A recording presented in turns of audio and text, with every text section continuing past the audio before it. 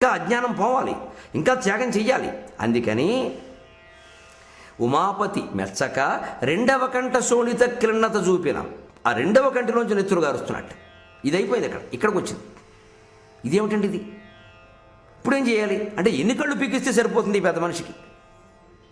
నగి పుళిందుడు ఇంకా ఏడవలేదు, కంగారు పడలేదు, మందుల కోసం వెతకలేదు. పెరుగు మందులు వేచి పెరుగు ఒత్తులు వేచి పేరుని నెయ్యి పెట్టి అబ్బా ఇంకెందుకండి, నాకు తెలుసుగా నీ కృపచేత కన్న మందున్నది.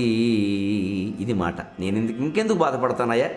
కంటికి కన్ను నాకు అర్థమైపోయింది కదా. ఈ కన్ను పెట్టగానే మనసేవు కదా, నెత్తురు కార్చడం లేదు కదా, బాగుంది కదమ్మా, అంచేత ఇంకో కన్ను ఉందిగా ఇచ్చేస్తాను, ఏం పర్వాలా. ఈ ఆశ్చర్యకరమైన త్యాగం ఇది. ఏ యుగంలోనైనా ఏ మనుషులైనా, ఎంతటి మహర్షులైనా, ఎంతటి మహాయోగులైనా ఇటువంటి త్యాగం చేయడం చూసామా? అందువల్ల కన్ను అప్పగించాడు కాబట్టి కన్నప్ప, భక్త కన్నప్ప లేదా తిన్నప్పే.